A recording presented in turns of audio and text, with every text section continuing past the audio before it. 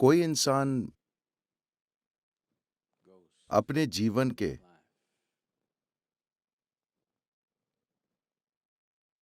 भौतिक, आध्यात्मिक या किसी भी आयाम में कितनी दूर जाएगा, ये मूल रूप से इस पर निर्भर करता है कि उसमें कितनी ऊर्जा भरी हुई है।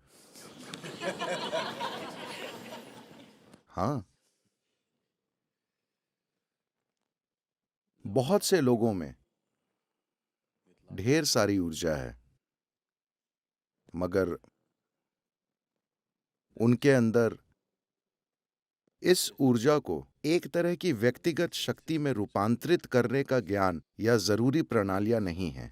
शक्ति किसी और के बारे में नहीं होती, शक्ति आपके बारे में होती है। Power is not about somebody else. Power is about you. आपकी शक्ति की संभावनाएं आपके जीवन की तीव्रता और गहराई को तय करती हैं, और ये भी तय करती हैं कि आप अपने जीवन में जिस क्षेत्र में काम करना चाहते हैं उसमें कितने प्रभावी होंगे। अगर आपको ये शक्ति चाहिए तो आपको अपनी ऊर्जा का इस्तेमाल बुद्धिमानी से करना होगा। Energy can be aggregated into power. ऊर्जा को शक्ति के रूप में इकट्ठा किया जा सकता है, जरूरी ज्ञान और जरूरी साधनों की मदद से, वरना बस अंतहीन विचारों, अंतहीन प्रतिक्रियाओं और चिंताओं से ऊर्जा को नष्ट किया जा सकता है।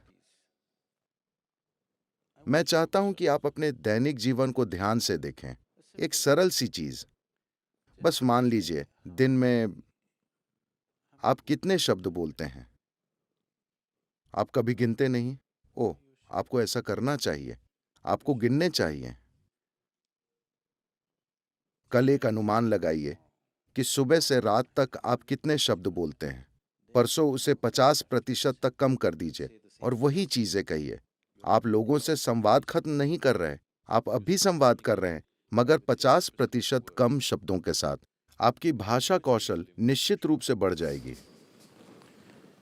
और आप देखेंगे कि आपके अंदर काफी व्यक्तिगत शक्ति विकसित होगी। देखिए, इस बात के वैज्ञानिक प्रमाण हैं कि अभी जब आप यहां आराम की स्थिति में बैठे हैं, आपकी कम से कम 20% ऊर्जा आपके दिमाग में खर्च हो रही है। If you bring this down, that your brain is not unnecessarily fluctuating and अगर आप अपने दिमाग का बिना वजह अस्थिर होना और हर समय पागल की तरह कूदते रहना कम कर दें, अगर वो स्थिर रहना सीख ले और सिर्फ वही करे जो जरूरी है, तो जबरदस्त व्यक्तिगत शक्ति पैदा होगी। आप अभी अपने मन के साथ ऐसा नहीं कर सकते। अगर आप उसे रोकने की कोशिश करेंगे तो वो और भी पागल हो जाएगा। कम से कम अपने शरीर के साथ ऐसा करें। अपने शब्दों और अपनी शारीरिक गतिविधि को 50% तक कम करें। अगर आप इसे देखना चाहते हैं तो इसे देखें, उसे देखना चाहते हैं उसे देखें, ऐसे ऐसे मत कीजिए। अगर आप अपने शरीर और शब्दों के साथ ऐसा करते हैं तो ये धीरे धीरे आपके मन में भी प्रकट होने लगेगा। वो अनावश्यक चीजें नहीं करेगा। जब आप गैर जरूरी चीजें नहीं करते तो आपके अंदर जो ऊर्जा है वो धीरे धीरे खुद को संभावनाओं से भरी शक्ति में बदल देती है। तो इसे विकसित करने के लिए जो आसन आप कर रहे हैं, जो सूर्य नमस्कार आप करते हैं, अगर आप कर रहे हैं,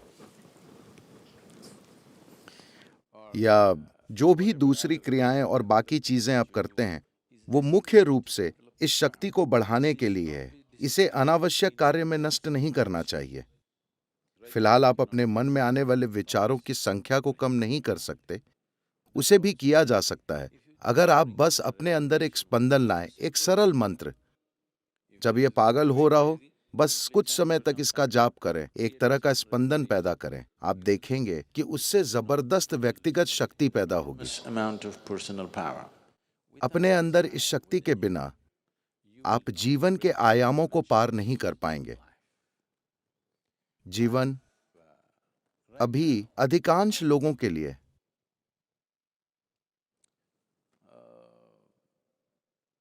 चैतन्य बस एक ग्रंथों का वाक्य है। ये उनके जीवन में एक जीवंत अनुभव नहीं है। अगर उसे एक जीवंत अनुभव बनना है, अगर सृष्टिकर्ता जितनी शक्तिशाली चीज को आपके अनुभव में आना है तो आपके अंदर शक्ति की एक भावना होनी चाहिए। हमें हमेशा यह समझना चाहिए, शक्ति हावी होने के बारे में नहीं होती, शक्ति प्रभावशाली होने के बारे में होती है, समर्थ बनने के बारे में होती है।